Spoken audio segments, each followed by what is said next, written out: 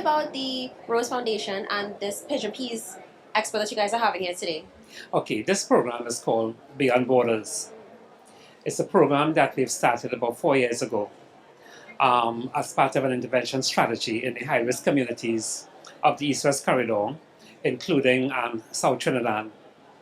The Rose Foundation has been working with the Ministry of National Security, Citizen Security Program in capacity development in these communities. But when we looked at the program, we recognized that there was needed to be a sustainability element, an element that translates training into commercial activity so that people can have a much better opportunity for economic livelihoods. This project is coming out of Covigne. And what we drove in Covigne here was what we call commodity optimization. So how do you take the pigeon peas from this very root to the bud and convert that into products? So from the pigeon peas, they've been able to develop 40 products. Ice cream, wines, liquors, cocktails, flour, pholourie, doubles, roti, pizza, bread, cake, right? We have also looked at how pigeon peas is used in other Caribbean countries and in other cultures and integrated that into a recipe book.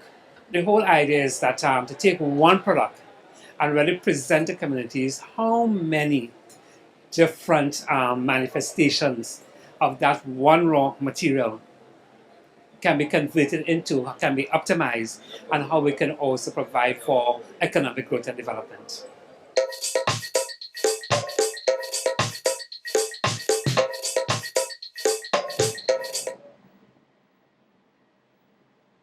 I tell you, welcome back, my friends. We're live on Time to Wake Up. We're live in the Gayelle. And let me tell you, what we're peeping at is the Western Wall in Jerusalem.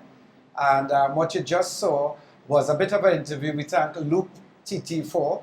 And it was an interview, as you must have read, with the chairman of the Rose Foundation, Sterling Belgrove. And we've got him on set with us this morning, along with Rachel Keynes from BPTT. Good morning to you. Good morning. Welcome to the Gayelle. Welcome to the Gayelle. Good morning. Thank you for having us. And we're talking about this food exposition, my friends, and these two have teamed up, these two organizations, the Rose Foundation and the BPTT. And this food exposition is coming to town. In fact, it's coming to a place in town that has not seen a lot of activity.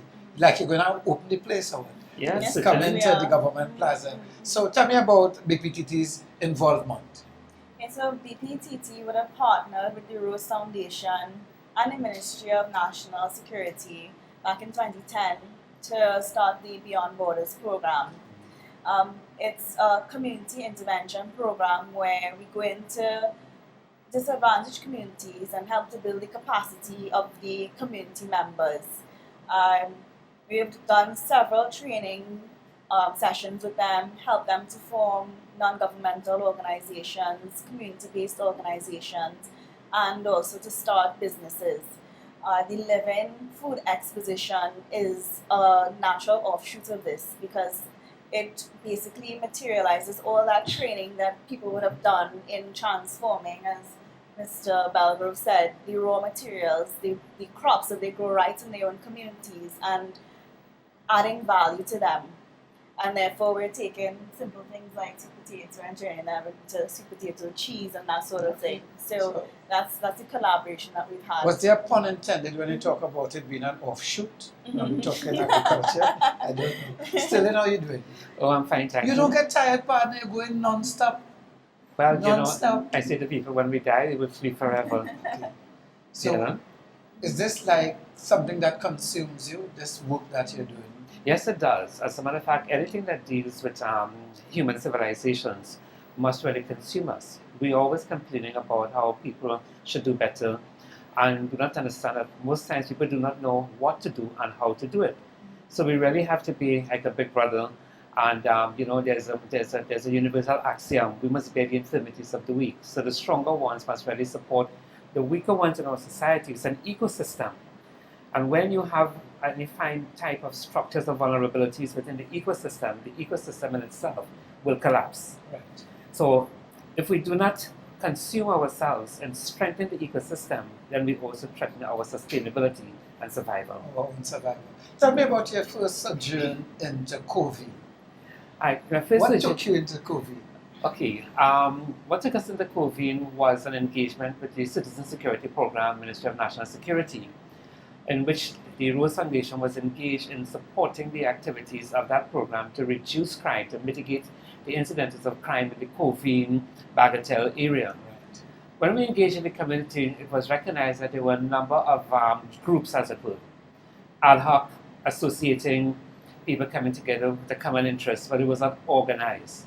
So our role was to organize them legitimately under the laws of the Republic of Trinidad and Tobago. Right. So emerging from the engagement were 8 non-governmental organizations, and the primary reason for it is that there has been an appellation that communities have been taken over by de facto community leaders, which had a negative connotation. So the question was, how do you bring legitimate leadership back to the community? Understanding that the community, in terms of its derivation, means the place where we find agreement. Right. So there was some invasion taking place, disrupting the agreement in the community. So the idea was, how do we bring back community attachment? How do we achieve this cohesion? And therefore, it was recognized that there were people who were well-meaning, well-intentioned, who had the right type of integrity and heart to hold the community fabric together. And so we engaged them, formalized them, trained them in governance and capacity development and strategic planning, and engaging in what we call business paradigms, bringing the ideas and concepts of business into the social engagement of the community. And how long is that curve? I imagine it will change from community to community, Yes. group to group. But the curve is basically 3 years, minimum 3 years, Okay. right, to be able to see change in a meaningful way. What was recognized in Covigne was that historically, Covigne was a place in which former slaves in the post-emancipation period would have resided. And they grew pigeon peas. There's actually a cave called Bigarat Cave, in which a very famous African slave was domiciled. Right. It was recognized that the pigeon peas was the main economic activity in that community, and therefore it was felt, why don't we restore it? But the question was, hey, those hills are very good for planting marijuana, you know. Yes. Perfect. Perfect, right? In fact, they've been used for that. Now, you know, in terms of the underground economy, it's a very dynamic and vibrant economy. So how do you replace that with an activity that can provide the same kind of economic returns without encouraging people to break the law and to use illicit substances? And so the idea of commodity optimization came into being. How do we take the pigeon peas and optimize it in terms of added value? Beyond the pod. Yes, beyond the pod. Indeed, beyond the pod. And so we engage food chemists, we engage gourmet chefs, we engage some very traditional skills. We went back to the cultures of India, the cultures of Africa, the cultures of China, Syrian culture, and really examine the staple crop. And recognize that this crop is used in so many diverse ways around the world. And as a result, wines, liqueurs, an alternative to punch de creme, ice cream, flour, pholourie, doubles, pizza, bread, cakes, an alternative to prunes and raisins that you would use for your fruit cakes for Christmas, where you would use the pigeon peas as a replacement or alternative to that. Wow. In terms of the fruit cake, and you can't tell the difference. The latest thing we're experimenting with is ethanol from the pigeon peas Okay. as a means of fuel. Yes? Currently, there are approximately about 11 families who are involved in the productive capacity of the pigeon peas. So it has become a family activity. And you know the family is the nucleus of society. Of course. So if we can build families from a social perspective and economic perspective at the same time, then we will have the ability to really recreate the moral fabric and economic strength of the Are community. you satisfied that you are making progress in that Covigne Bagatelle area? Yes, incremental progress. What we have in our ramp up to is now is what we call the market stage of it, which means to do the career testing, you look at the international labeling, the right type of packaging, etc. Right. We are looking at natural packaging rather than using plastics. How do we use bamboo? How do we use glass? How do we even use ceramic? So this community and this agro-processing initiative there, who owns it? The people of the community. And how is that ownership? Is it a limited liability company, a CBO, NGO? What is the ownership structure? Because there are other communities throughout the Caribbean looking Yes. right now and wanting to know, Yes. hey, can we use this Yes. model? So the NGO in the NGOs in the community are the ones that are driving the process, facilitated by bbTT with the technical support of the Rose Foundation. And the idea is that, let me put it to you this way, there is a culture in our country that when you belong to an organization, people always suspect that you come with your own agenda. Which is true. Right, and we say we want people to come with their own agenda. Exactly. And if collectively all our agendas are realized, then the community agenda is realized. The second thing we observe is that the people who hold the reins, who labor in the vineyards, when benefit emerges, they are the ones that are kicked out. And we're saying they're the ones that must first benefit. Thank you. But if I know you in the media business all my life, and I am unable to see how the media have benefited your life, then you do not have the moral authority to invite me to meet you. Thank you. Right? And this is why we're saying those that labor must first benefit as an example of what is possible. So when I see your growth, social, economically, the quality of life, and you speak to me and say, you know, there's opportunity, there's benefit in the media world, then I can say yes, because I'm seeing what it's doing for you. Right. So this is fundamental to the concept of how we drive the ownership. That the people who live in the vineyards must be the first ones to own and benefit, and they set a continuum in place. Now, I'm very excited about what I'm hearing, especially because I'm a big advocate for agriculture and agro-processing Yes. to be the way out with respect to our need for foreign reserve building Yes, and, yes. and new money. Yes. Because we have a lot of old money moving around in Yes. here, but we're suffering from an absence of new money. And I Yes. believe agriculture is the way to get it. Agriculture was the money-making thing for this region for centuries. Yes. Yeah, cocoa, coffee, sugarcane, all these things brought us here. It brought the enslaved Africans here. It brought the indentured laborers from China, from India, from everywhere here. Portuguese, everybody come here because of agriculture. Yes. But since this black thing flew out of the ground, it's like we turn our back on this. And the black thing is finite.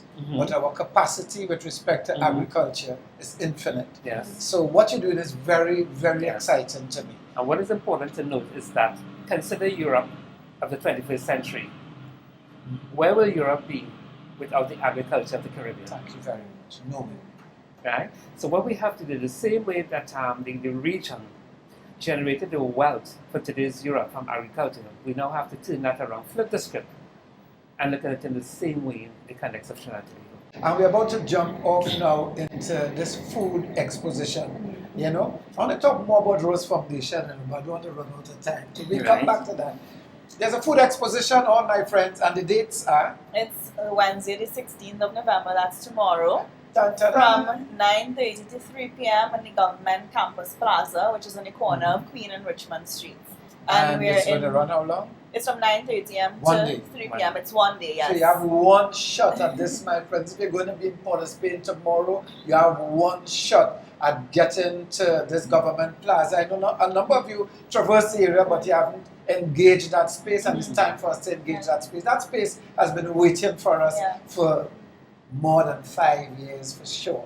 Okay, so it's time to engage it. Actually, it's the first major event that they're going to have in the Government Campus Plaza. So we're very excited to christen the place, so to say, with, you know, local entrepreneurs. Good. So tell me. Rachel has become a high priestess. She's going to baptize the space. Aye, aye, aye. You have all your water and all the things that you're going to need. Yes, So I should. what is unique about the food that will be in this exposition? I just think it's for the first time really that we're seeing people from communities throughout Trinidad taking crops that they grow in their communities and really adding value to them and transforming them into a wide range of new, innovative, unique products. So things taking watermelon and turning it into watermelon bread.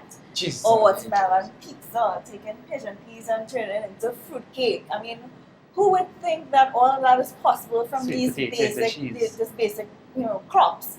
And I think that's a fascinating story of this living food exposition and why so many people could come out and see what our locally grown crops could be turned into. It's wonderful. So there's sampling or there's sale? There's sampling. Everything is Free. free to sample, Yeah. and if you would like to purchase, larger quantities, that would also be available to the public as well. Okay. So you can have 10 samples. Well, we want Unless it's of 10 different dishes. Yes. So there's watermelon bread to be had tomorrow, Mhm. to be seen. We're going to find out too. We're not just going to get the bread, we'll find out about the process. Yes, you get to speak to the people behind the process because they will be there. Those local entrepreneurs will be there to tell their stories of their communities, of how they got into the agriculture, how they got into Beyond Borders and transforming their produce into all these wonderful products. I hear sweet potato will be center stage tomorrow. Yes. Mhm. What exciting from sweet potato? Let me tell you, I'm not a sweet potato lover. I find provision not supposed to be sweet. I find sweet potato didn't get the memo that it wasn't supposed to be sweet. However, I once tasted a sweet potato pie, and that's the only thing from sweet potato I would have again. I wouldn't just buy sweet potato and boil it. I don't know. But what is happening with sweet potato? So you're going to have cheese from the sweet potato. Behave yourself now as a cheese Cheese, lover. yes, cheese. And if I didn't tell you that, you will know it's sweet potato. Cheese, pastels, wines, ice cream. Back up. Sweet potato pastel. Yes, What sir. is the sweet potato for? It replaces the mince inside of the mince in the wrap. As a veggie man, and I like veggie pastel. Right? I love a veggie You're pastel. going to have a stuffed dumpling from sweet potato, akra from sweet potato. Yes. Sweet potato punch the crab. Yes, sweet potato. Well, I wouldn't touch That's that. right. But the glycemic level in sweet potato is also low in comparison to other fruits and vegetables. So it's very good for people who may be diabetic and who may Right. have certain health issues. The nutritional value is also higher than Irish potatoes. Right. I'm Right? not Irish. So the only reason you don't like sweet potatoes is probably you too sweet. You see, when you're talking provision for me, give me my Edos, my Dashi, my Tanya, Yes. Those are yam. Oh gosh, I eat a yellow lamb, yellow yam. Is that a tongue twister? Yes, A yes. yellow yam in Jamaica the other morning. Hello, let me tell you, I love yam. With a little saltfish or a little smoked herring. Mhm. Making a joke. Yeah, so I can back to this living food exposition tomorrow. Remember, my friends, it's at the corner of Queen and Richmond at the Government Plaza there. So don't stick, it starts at 9 and goes until 3 p.m. 3 p.m. 3, 9 to 3. 9 That's a to small 3, window, yeah. Yes. Small window. So make sure and present yourself there. But don't just go for the food, go for the information. Because let me tell you, what is happening in the communities where these products are coming out of can happen in your community. And you don't have to have acreage, If you're living in a townhouse compound, you have space to plant something. You could get some pigeon peas growing on inside Yes, there. yes. And Yes. you can do things because our food security is of paramount importance to us all. Our food import bill in this country is way too high. And we got the food here. Yes. But we've got to understand it and know what we can do with it. There's an old Chinese philosophy that says, he who can feed himself will be wealthy. So a condition to wealth creation is the ability to feed oneself. There you go. You know? Because we must eat. Yes. We And it's, must eat. There's nowhere around that's it. right. Yeah. Everybody That's right. must That's eat. right. So food, crucial. So Yes. combined between the pigeon peas, the watermelon, and the sweet potato, there'll be about 56 different products and about 13,000 samples. Say that again. 56 different products Uh-huh. and 13,000 plus samples tomorrow. Wow. Something tell me I'm going to be in town tomorrow. Between 9:30 and 3 in the area of Queen and Richmond because there's a living food exposition Yes. going on there. Yes. Yes. So what do you get from this? What does BPTT get from this? BPTT, What are pushing all our, this stuff for the people doing for? What are they getting from this? so our corporate responsibility strategy, we want to be seen as a responsible operator. And we believe that the sustainability of BPTT is inextricably linked to the sustainability of Trinidad and Tobago. And therefore, we try to align ourselves with organizations and individuals who can help further national development. And the Rose Foundation is one of those organizations that we have worked with time and time again, and they have consistently delivered. And we're happy to, be able to improve the lives of the man on the street, not just through paying taxes, but through developing and implementing programs that can increase the standard of living, help develop entrepreneurs, give people education, and that's what we're all about. So only nice is what I tell them. Only doing this because only nice. Yes, we are. We're doing it because we care about the future of Trinidad and Tobago, and we want to see Trinidad and Tobago develop sustainably. Okay. My friends, if you're out there and looking, our number is 288-5586. That's 288-5586 if you want to jump into this conversation at all. So, Sterling, she's saying that Rose Foundation has had a history of delivering on what you've set out to do. I'm familiar with what you've done in Covigne. Yes. What else has the Rose Foundation been up to? Oh, that's going to take your whole program schedule. That's a next show, but Yes, we'll start yes, with this yes. one. So, for instance, right after the Living Product Exposition, we're going to be launching together with bbTT a beautification campaign and the Beetham Gardens for all the residents of Beetham Gardens. So the idea is to drive the concept of beauty through flowers, through gardening, through cleaning, painting, and there will be prizes awarded for the best home, probably a house makeover up to the maximum of $15,000, appliances. There'll be a wide range of prizes. Now, the idea behind this is that the Beetham Garden has been stigmatized to some extent. It's also considered to be the lowest socioeconomic place in the country, but it's not. No. From our experience in working on the ground, we have found some of the most intellectual and brilliant minds in this country in the Beetham Gardens. The level of intellectual capital in the Beetham Gardens is really significant and admirable. So, as part of the Beyond Borders, we're talking about beyond stigmatization, beyond nationalization, beyond exclusion from the corridors of development. We hold the view that when we refer to the East-West corridor, it is said that the most challenged communities is in the East-West corridor. But the Rose Foundation sees the East-West corridor as the East-West development corridor. It's an axis of development. And therefore, there are nodes in that corridor that need some concentration to develop new centers of human culture, new centers of economy, new industries to provide for the satisfiers of human needs. But what we are driving is that the people must take responsibility for it. One of the things we inherit from as a post-colonial society is that we're always looking external for others to do for us what we can do for ourselves.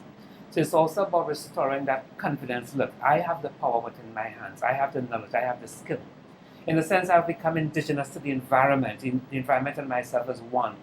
And therefore, that connectivity, that spirituality, if you may wish to call it that, allows me to harness the energy of the environment and convert it into streams of sustainability for these human centers and human capital. Right? In addition to which, we are also working at bbTT in the Mayara area in streamlining their corporate social register. That is to say, in any community, you have NGOs and CBOs, and they're always competing for limited resources. Thank you. So the question was how to forward integrate 100 plus NGOs and CBOs into clusters, and the clusters are education, sports, social and capabilities, and environment, arts, and culture. And to integrate their plans so that when resources are provided, you can maximize and leverage the value of the resources that are spent in the community on an incremental continuum, so that year on year you can see growth, you can see development. So you're creating a very soft industry from the ground up, but giving again ownership and control in the hands of the people themselves. So that what the foundation does, and with the support of bbTT primarily, is provide that technical support, bringing into the table the corporate skill sets. Because an NGO is a business. A community is a business. Because it's all about providing the satisfiers of human needs, whether it's on the social level, the economic level, the psychological level, the infrastructure level, environmental level. It's an intervention that civil society organizations make to address the gaps that exist between what the state provides and what the business sector provides. And as I say that, I also want to register a point. It's a challenge we've been looking at, and that is to see that civil society is one of the most dominant drivers of any economic system in any country. And political parties are civil society organizations, they are non-governmental organizations who are propelled into, that's right, who are propelled into governance. Yes. And what happens in many instances, there seems to be a disconnect between government and the intention of civil society. My friends, on that note, we take a break, and when we come back, of course, we're going to be still having our good friends on set. We're going to talk a little more about the Rose Foundation and what can you do in your community. We're coming back. This is time to wake up. Look-a-doo-doo-doo.